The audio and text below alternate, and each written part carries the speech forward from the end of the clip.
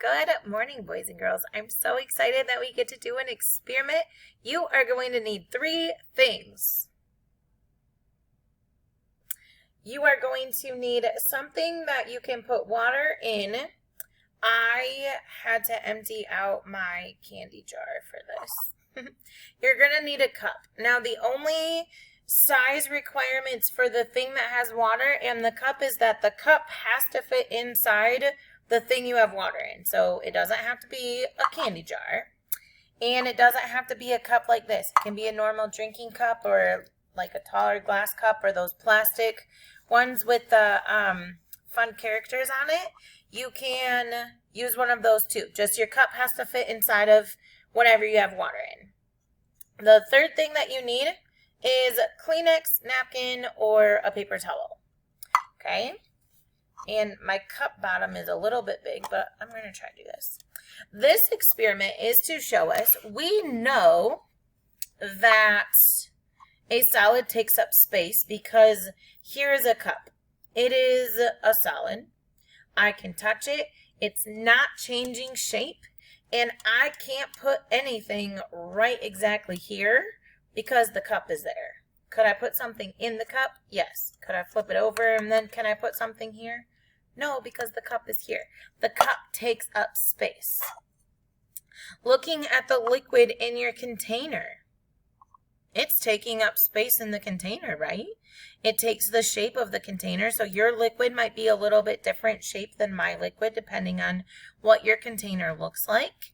But it takes up space and it's filling the container. Okay, so a solid, I could put this in here and it's not going to change its shape. Okay, it's going to stay cup shape. My liquid, if I pour the liquid from my container in my cup, the liquid's then going to take the shape of my cup. Okay, so two different characteristics about a liquid and a solid is a liquid takes the shape of the container that it's in. A solid always has its shape. I shouldn't say always. It can't just change its shape like water, like naturally. We have to physically, chemically do something to it to make it change its shape, and we'll learn about that later. But there's one other state of matter. There's liquids, there's gases. What's the third one? There's liquids and there's solids. What's the third one? It's a gas, right? Does a gas take up space? Does the air that we're breathing take up space? I don't know. I can't see it. So I don't know. So we're going to experiment. We can see that the solids take up space. We can see that the liquids take up space. Let's see if the gas takes up space. So this is going to be our little buffer. You're going to want to, my cup is kind of short for this. You're going to want to put your napkin, paper towel, you could even use toilet paper, something that's paper. You could probably, if you could get it to stay in the bottom of your cup, use paper. Crinkle it up. You could use paper. You want to make sure that it's down in the bottom though and not up near the rim of your cup. And then you're going to take your cup.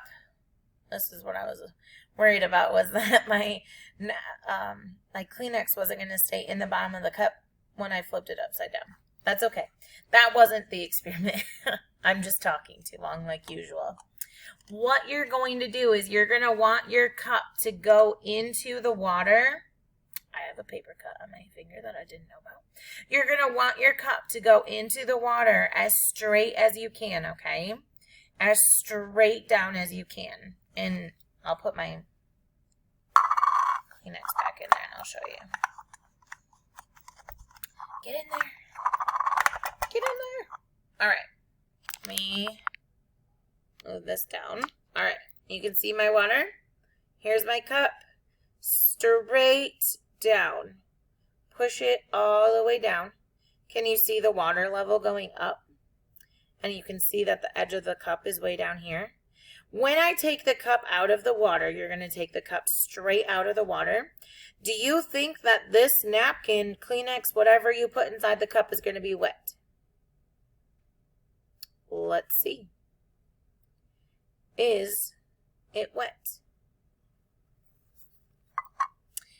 don't know if you know, but if a napkin or a paper towel gets wet, it doesn't look like this.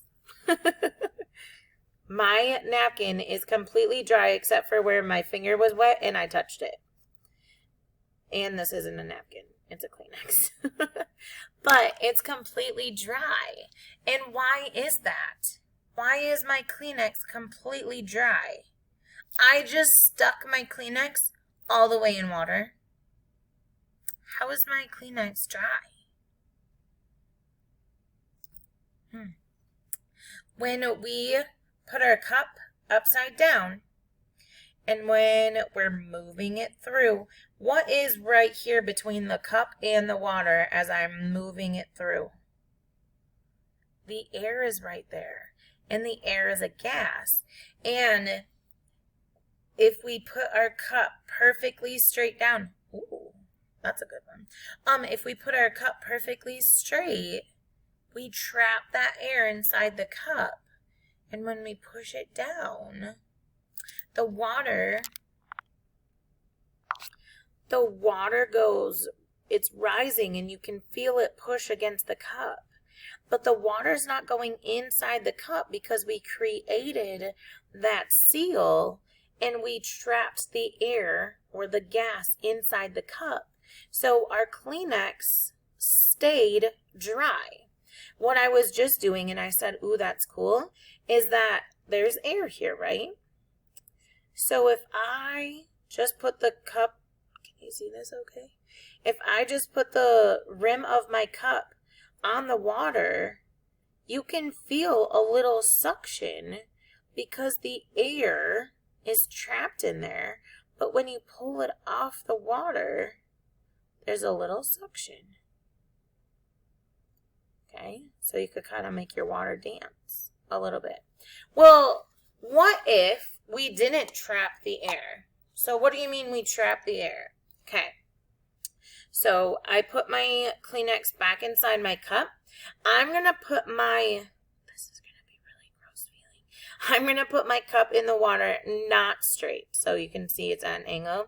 I'm going to put it not straight.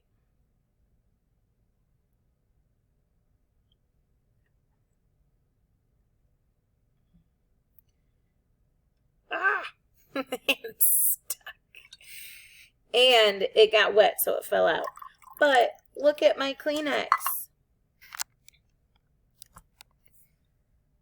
I can't straighten it back out to show you my Kleenex because it's wet. So try putting your cup in straight. Try to see if you can get your Kleenex, napkin, paper towel, whatever you use inside your cup to come out dry. And then try to see if you can make it be wet. Try to see if you can feel that suction cup on the edge of the water with your cup. And have fun.